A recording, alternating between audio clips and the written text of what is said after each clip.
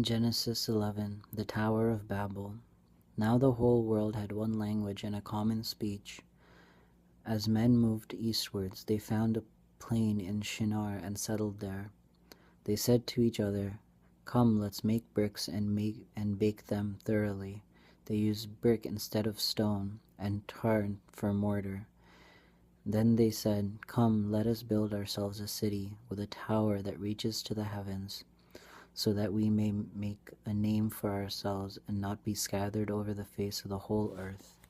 But the Lord came down to see the city and the tower that the men were building. The Lord said, "If as one people speaking the same language they have begun to do this, then nothing they plan to do will be impossible for them.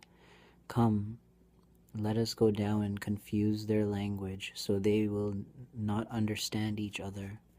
So the Lord scattered them from there over all the earth, and they stopped building the city.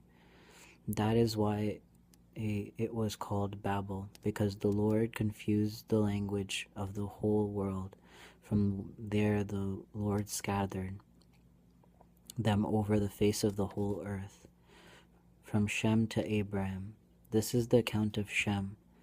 2 years after the flood, then Shem was 100 years old.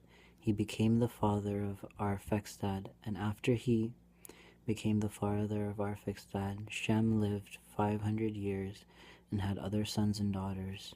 When Arphaxad had lived 35 years, he became the father of Shelah, and after he became the father of Shelah, Arphaxad lived 403 years and had other sons and daughters. When Shelah had lived 30 years, he became the father of Eber. And after he became the father of Eber, Shelah lived 403 years and had other sons and daughters. When Eber had lived 34 years, he became the father of Peleg. And after he became the father of Peleg, Eber lived 430 years and had other sons and daughters. When Peleg had lived 30 years, he became the father of Reu.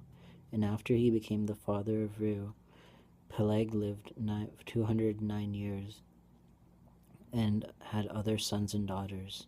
When Reu had lived 32 years, he became the father of Serug.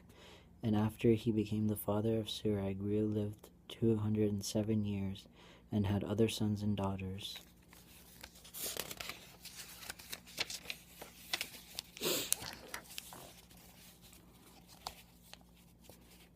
When Serug had lived 30 years, he became the father of Nahor.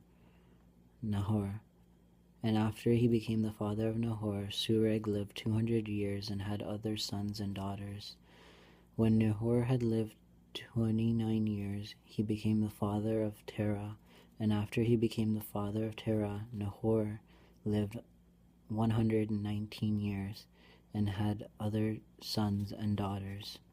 After Terah had lived 70 years, he became the father of Abraham, Nahor, and Haran. This is the account of Terah. Terah became the father of Abram, Norah, and Haran became the father of Lot.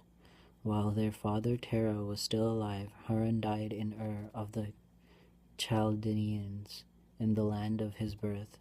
Abram and Nahor both married, and name of Abraham's wife was Sarai, and the name of Nahor's wife was Milcah.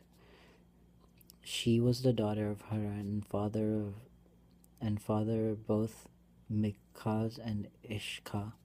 Now Sarai was barren; she had no children. Terah took son Abraham, his godson Lot, son of Haran, and her daughter-in-law Sarai, the wife of his son Abram, and together they set from Ur to the Chaldeans to go to Canaan. But when they came to Haran, they settled there. Terah lived 205 years. He died in Haran.